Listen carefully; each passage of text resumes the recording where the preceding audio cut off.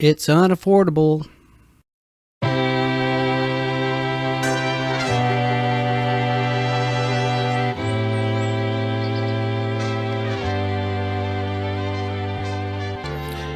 I'm sorry for that. My name is Charles Ray Dawson. I am the residential sales manager, associate broker, ProStar Realty. This is the Unnamed Real Estate Podcast 133. So I'm getting ready to go over here, and next you know, I started having a coughing fit again. Probably just nerves. Every once in a while you have a topic that pops in your head, and you get a song in on top, because of that, and those earworms, the songs that will just not go away. Well, I got it worse than you, because I won't just take a song, I will make up words to that song. And the topic of today, boys and girls, is unaffordable.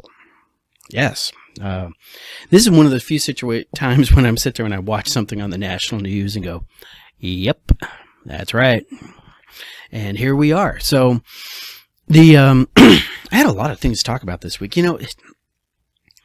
I sit here some days trying to put this thing out. Nothing to do. Nothing's going on out there. And then I have these other weeks where like everything happens at the same time. All right, we're having one of those everything's happening at the same time things, guys. Well, a lot of national news. We are at a 40-year high for home affordability, which is not good. All right, it means that in the last 40 years, we are the least affordable market. Then is about 80% of my lifetime, and a lot of your guys' complete lifetime. And we're going to get into the numbers on that, and I'll explain to you out, why that's happening, and show you what this means to you on the back end. The other news that we had going on is interest rates are sitting there in the sevens. I was talking to a lender earlier today and say, hey, have you ever heard about this guy? And I'm like, yeah, wasn't he saying we're going to be in fives now? Where's my fives? All right, we don't have fives, all right? We have sevens, all right? And people are starting to talk we might go to eights. Eights. Yeah. So apparently we need to start seriously looking at raiding our grandparents' closets for those old bell bottoms and paisley shirts, because disco is coming back, kids. We're going to be right there in the 80s, listening to somebody sing Ring My Bell, and now I got that song stuck in my head, and working it from there. And, like we said, the interest rates are tied into the 10-year bond note, all right? 10-year, just checked it a little while ago, was at 4.29. Now, for you people who are historians and want to know what it was like back in 1980, it was like at 15. Right, but in 1980, we also had interest rates at 18. All right, some old geezer out there just said 18. Thanks, Ed. Thanks for watching. So, because it's normally you track between 200 and 300 basis points above whatever the 10-year note is. All right, so we're at 4.29 right now. Interest rates are at about 7.7 and a quarter, 7.25. So you see that's tracking really well. As people get more comfortable and stuff like that, that split between the two will get closer. But that's where we're at. Right? And what has this done? This has generated our affordability issue. All right? And a lot of that affordability issue is, and it's funny, on every one of these articles I was reading, they always had that little caveat. This is caused by low supply. Apparently we've had less than a 1% turnover in housing. And that's a historical low too. We haven't seen that in the last 10 years. All right, so back there in 2013 was the last time we only saw this level of turnover. And for you guys who remember that Cromford chart that I show, with that 2014 being our balanced market, you could really tell that not just inventory, but demand and everything, much like today, everything was low. Let's look at those numbers and we'll explain it out to you better. So we are looking at August 16th, 2023. Actives this week is 11,406, which is up 187 from last week. This is the second week in a row we've gone up. That's a sign. That's a data point. Put that in the back of your head. All right, we have 1,817 new listings, up 102. Our contracts are down to 2,029, down 20 from the week before. Our closings are at 2,029. And coming soon to an MLS here is 615 new listings. All right, now you've heard me say this over and over, time and time again. You know, if we were having the churn we were supposed to have, all right, that active should be at about 25,000. All right, so this reflects our supply of 48.3, which is the same as last time. Last week, we were also at 48.3, so no change there. And our demand actually creeped down a little bit to 77.4. All right, this means our Cromford report number is at 60.2, still trending down. All right, and we're starting to see it trend down in every town out there except for Cave Creek and Buckeye, which is still going up. But as you can see, right across the board, biggest loser, or biggest swing towards the buyer side, as I should say, is Avondale. They're down 15. Oh, as it was, Tempe. Tempe's always doing weird things. You know, down 18%. They're at 128.7. Still a seller's market, not the seller's market it used to be. And we are back into having two balanced markets. That's Maricopa and Queen Creek. As you see, they've both dropped 6% and 7% respectively. And that's put us where we're at there. So as we're seeing, what's going to be happening here is, I mean, we're hit the sevens. We're in the sevens. We've been in a holding pattern on the sevens for a bit now. The people who can absorb a 7% interest rate are going to buy houses. All right. But a lot less people are going to suddenly be able to, because of job, change of life, whatever it is that suddenly gets them into the home buyer market, aren't going to be filling up that slot at a 7% rate. So this is why we're starting to see everything track down. All right. A couple other things. Those Airbnbs that were supposed to come in and knock our inventory up, more confirmation they're all getting converted over to rentals, long-term rentals. And so as long-term rentals, as they get converted over, they're going to impact the rental market. So we're starting to see rental rates going down. Remember that, kids? That's also one of those little markers we start looking at before a drop. Right? When renting really gets more affordable than buying, that's one of those little canaries that start chirping and whatnot. So we want to keep an eye on that too. Is this just a one-time thing because of those Airbnbs, which have always been my hobgoblin in the forest? I've always ranted against Airbnbs. I've always ranted against people who use Airbnbs because you were taking houses away from families. So you can have a pretty vacation. All right. Go to the Motel 6 like your grandparents did. All right. And so we thought that maybe that was going to, but because those Airbnbs are mostly in the luxury market, the higher end stuff, Scottsdale, Fountain Hills, Paradise Valley, that kind of stuff, we're not seeing that as much of an impact, but it will trickle down a bit. Is it the inventory that we need? No, it's not, but it's going to have an impact. So let me hit another chart here, because this is the chart that made me happy on Monday before the affordability thing came out. This is a monthly average sales price per square foot. We are right here. Right? Reading this chart, each color is a different year. You can see here back 2018, red line on the bottom, that was average monthly sales price per square foot. 2,000 square foot house at $160,000 comes up to $320,000 worth of purchase price. Make sense? And you can see 18 was pretty flat. 19 pretty flat. It's creeping up, but nothing major. And then right about here, 2020, everything started picking up. There's your 2020, your last half of 2020 growth, and there's your 2021 growth. And here's your first part of 2022 and interest rates. And as you can see, it trended down. That's your recovery that we just had, your little adjustment. And then at the beginning of the year, we started trending back up. We've actually gone up 8% since January. Since this bottom right here to what we have today, we're up 8%. Right? And we are now balanced year over year. So your correction is gone. Now, you can sit there and say, our correction will not be gone until we hit this number again. And that's a really good argument. Right? But if you bought, let's say this week, a year ago, you're back on par.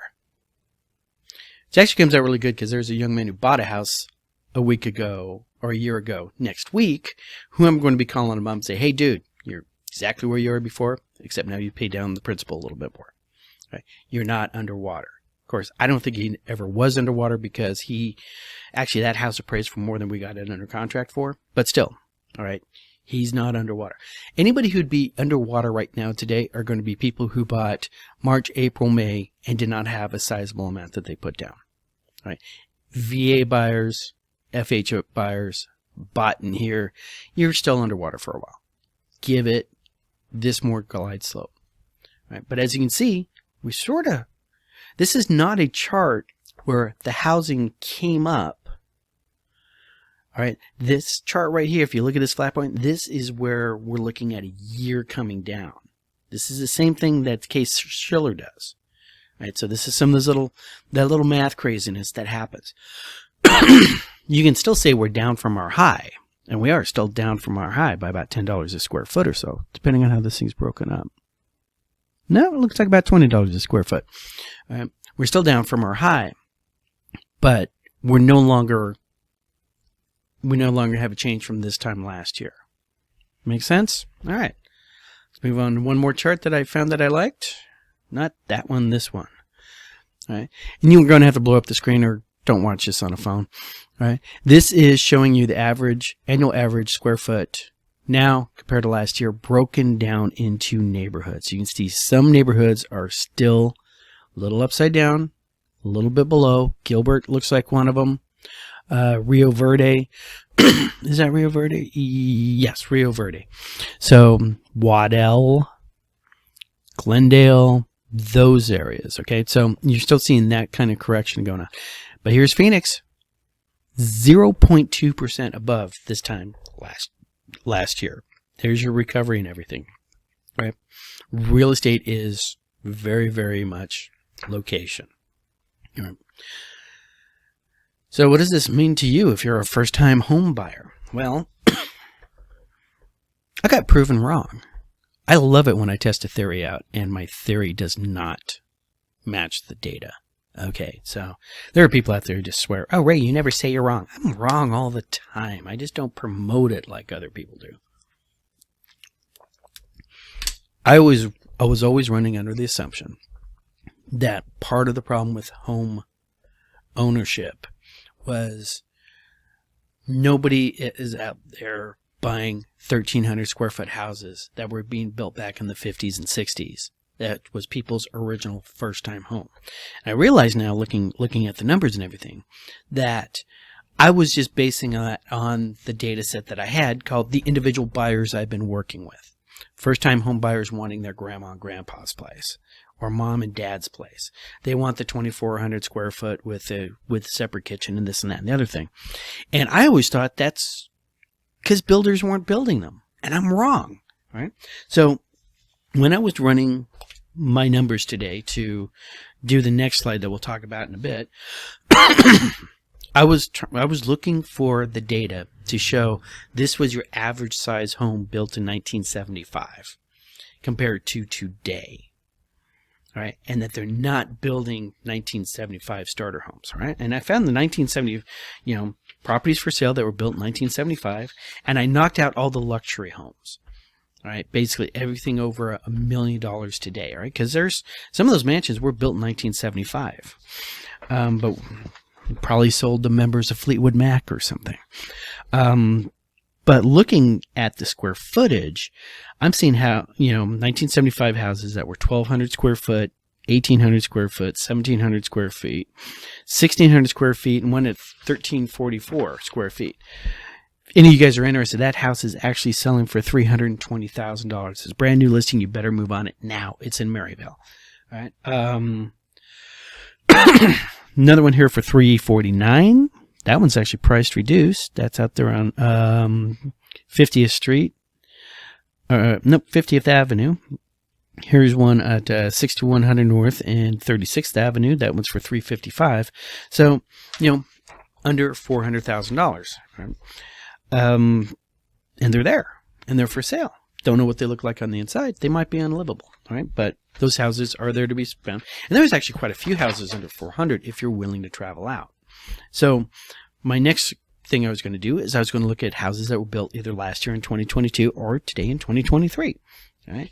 And I got a whole bunch of them. All right. In fact, this is when I found out, wow, Ray, you're wrong, because I'm looking at houses being built. All right. Check fire on this. All right. There's 2 houses in Youngtown right now, both on the market, both at about $379,000. They're 3-bedroom, 2-bath. They're 1,174 square feet. Right? They have garages, but 1,174 square feet. And if you're thinking, oh my God, that's too small, that's the houses that were being built back in that's actually smaller than the houses being built back in 1975. But that's a starter home, all right? And at 380, that's quite the price to get into that. But it disproves my theory that they aren't building the houses. Are they affordable? Well, we'll do the numbers on whether or not those houses are affordable, but they are being built. I noticed a lot of houses at 1,600 square feet, a lot at 1,400 square feet. I'm seeing price points. I cut it off at 400, all right? But, they're out there. Where are they? They're in Youngtown. They're in Tullison. They're in Levine. They're not in downtown Phoenix, all right? They're out there in those areas. Strangely enough, these same areas that we've been looking at on this chart here that I've been pointing out, Maricopa, Queen Creek, right? And now, since those things I think are technically considered part of Phoenix, that might be maintaining our Phoenix numbers here too. Don't know. But that's definitely interesting. So if you are a first-time home buyer and you were looking for the trad starter home, those are the areas you want to be looking into. Basically, your southwest corner of the valley. So, guys, interested in that? Give me a call. I have agents that work in that area. I got agents who are living in that area. Be happy to take on some new buyers. So, but how much is that going to cost you? All right, and this is where the rest of the study gets fun. All right, because there was a person on Twitter who posted up what would need to happen to return our market to affordability. And he gave us 3 options. 1, 2, 3. All right. Remember, affordability is what percentage of the population can buy your average house on the MLS with your average household income. That's how we track affordability. All right. So we're at a 40-year low with a 1% housing turnover. They're building them. They're not building them fast enough, but they are building them. All right. And he calculated that if we are going to return to affordability, you're going to have to see a 69% income increase. So everybody would basically have to get a 70% raise. Not 70 cents, managers and owners, 70%. All right. That's not going to happen. Just not going to happen at this price point. All right. Not as long as we're competing with the rest of the world for the services and goods and stuff that we build here. All right. Might make an argument for tariffs, but it's still not going to happen. All right. So that's off the table. All right. We could also have a 41% home price collapse. All right. He says fall. All right. 41% is a collapse. Wow. That's 2008, 2009 crash numbers. All right. And I know a whole bunch of millennials and Zoomers just got excited about the idea. All right. 41% crash. And that's at $400,000 house is suddenly going to be selling for what? 40%.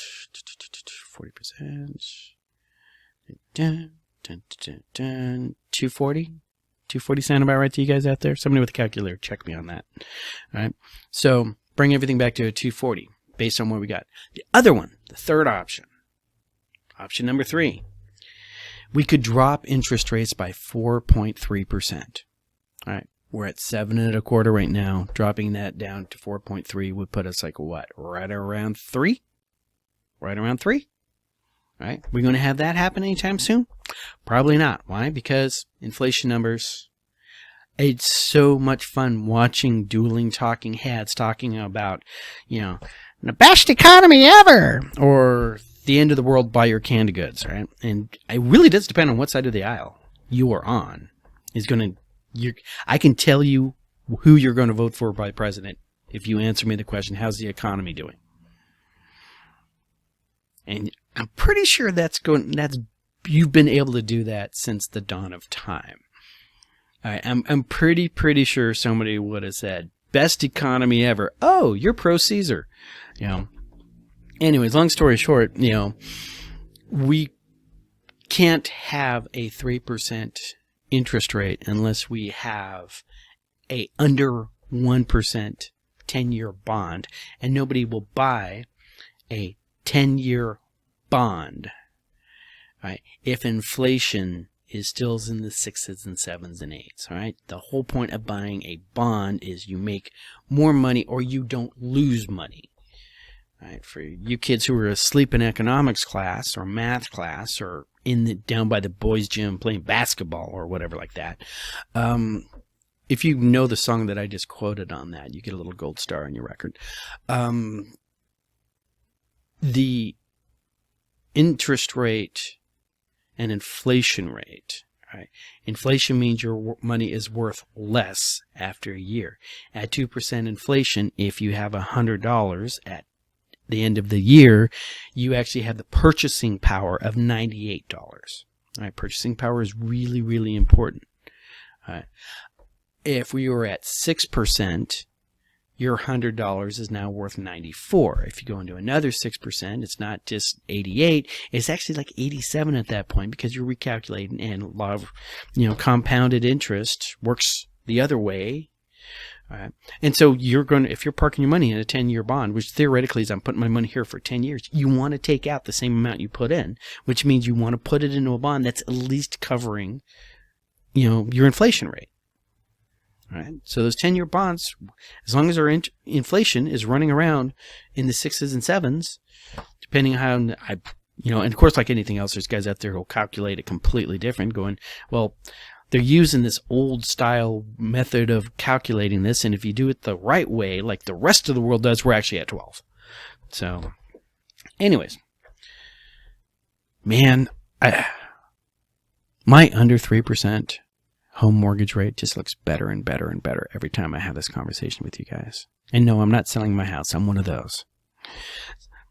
But let's break it down. What does these inflation rates mean to you at the end of the day? All right. So if you happen to be deciding to hit that market and look for a house, and you're looking at one of these houses I just showed you on this map right here. These are all under $400,000, and you're using an FHA loan. All right. FHA only requires 3.5%. Why do I have 5% here? I have 5% here because this covers the rest of your closing costs nobody talks about. This covers your escrow fee. This will cover your home inspection, your appraisal, all those out-of-pocket expenses that other real estate agents don't talk to you about. All right. If you want to buy a $400,000 house, you're going to want to have $20,000 sitting in your pocket or coming out of your 401k. Don't do that, but people do it anyways. All right. Or coming in from mom and dad as a gift. Yeah, look at your folks. When was the last time they did anything for you? All right, $20,000. Or if your folks are divorced, maybe you can play them off of each other. Well, Dad's giving me $10,000. But with that $20,000, 3.5% of that is going to go to, as your down payment. Right, that's $14,000. That means you're going to be borrowing $386,000 at whatever the interest rate is. All right. So I did some calculations based on one of the houses I was looking at here. All right. You've heard me say PITI. All right. This is PIIA. All right. Because I don't have the tax numbers because these are new build houses, brand new. The tax assessor hasn't added on how much they're going to hit you for taxes. So that's a big question mark. Big question mark floating out there, right? But you taking a loan out at 27, at 7.25%, which you can get today with, basically just decent credit. All right. If you got that, all right, your monthly payment before adding on the taxes is going to be $2,758. Right. That includes your insurance. That includes your principal and interest. And it includes your HOA payments. Nobody ever thinks about the HOA payments. The HOA payments on this particular house was like $75. So I calculated it in there. Right? But that's what that came out. You'd be basically going $2,758 plus whatever the taxes were, the property taxes. Right? That would be your monthly payment. All right. If interest rates came down to a 5, remember we were talking about how we were supposed to be about 5 right now, and where's my 5s? If we were down at the 5s, that interest rate, your payment right now is now going to be $2,179 plus whatever the taxes is. All right, that's how calculating 30-year FHA loan with this down at 5%. All right, and just to let you know, I did 3.5 because I had a lot of buyers buy in at 3.5. All right, if for some reason the magic interest rate fairy came down and hit us all over the head with their little magic wand, and we suddenly got a 3.5% interest rate again, you'd be, $1,858 plus your taxes. Throw the taxes on, figure maybe $150 a month. You're looking about $2,000. 3-bedroom, 2-bath, about 1,300 square feet, and Tolleson, Levine, down there in that area. How much can you rent a 3-bedroom, 2 out? Don't know. I should have looked that up, but I just thought about it, right? Because that's when the real price point starts hitting. That's where the buyers really start flooding back in. When they're looking at the same house that they could buy and make a mortgage payment on and have it be theirs, and it is less than rent, that's when the smart kids start getting on that escalator. So how do we fix this? All right, it's going to have to be a combination of the 3. All right, should have the pinion flashing down at the bottom of this. All right, we work our way out of this. It's going to have to be all of the above. The answer, Bob, is D, all the above. What's going to have to happen? All right, what we're going to need to have happen here is we're going to need individual incomes to go back up. I couldn't find the numbers right in front of me and stuff, but there is a lot of people who have been arguing that because of inflation, even with raises and everything like that, our purchasing value has not grown the way it has historically. There's people out there saying your purchasing power has grown since we got off the gold standard, right? But our purchasing power is not growing in the way it should be, right? That's a political question, right? That's a conversation for the politics guys of whose fault is that, all right? And they're both going to point it the other way and have well-reasoned, logical arguments why it's not my fault, it's their fault. It's the evil them, all right? So that's the first part. Income is going to have to come up. And Peter Zahan thinks that once we get through this retooling, as we're onshoring jobs back into the U.S., because we suddenly realize we can't trust the people we have outsourced our manufacturing to, we could be looking in a really good future where those incomes are going to come up. Right? Number 2, home prices have to fall. Now, let me show you this chart over here again. All right, this is how we get these home prices to fall. Home prices have fallen. If we stay steady at this rate without any appreciation, or even with just 2% historical appreciation, we should be having 2%, right? But we don't have any of this COVID-induced money machine going, craziness that we had before. If we had nice little 2% like we were having in 18 and 19, right? If we just had that going on again, all right, with inflation, with everything else, that home price, the dollar amount wouldn't change, but because of the purchasing power and everything and the inflation of that, the overall cost would come down. That's how you would fix that one, right? And then the third one, mortgage rates. Well, we got to get this inflation whipped, all right? Once that inflation gets taken care of, right? Everybody's projecting it would be taken care of by now, but the money machine is still going burr. Right? We're still spending. We're making dollars out of thin air and shipping them off to whoever thinks they need it. Right? As long as we are still having these spending issues that are literally the reason why we have inflation. All right. Once that is under control and that starts coming down, like I said, there's your 3 fixes. It's not all at once, and it's all not one thing. It's going to need to be a combination of these 3 things. All right. That's the end of my editorial. So, if you're wondering, well, how can we implement Ray's grand and wonderful scheme? Hi, my name's Ray Dawson, and I'm running for an office. No, not that one, the other one. Because I'm not that guy. I'm the other guy. How many times have you sat there and somebody's asked you, Ray, Who are you going to vote for that office? And you say to yourself, I don't know, but not that guy. I'm going to vote for the other guy. So vote for Ray Dawson. A vote for Ray Dawson is a vote for the other guy. And as your candidate and as your future leader, I will encourage you to watch your children and pets around water. I will implore that you don't drive into flooded areas, especially this weekend, because we're going to have a Hurricane Hillary might hit us. Right? And I know that we will have a bright, shining future and a good weekend. Ladies and gentlemen, God bless, and God bless the United States of America.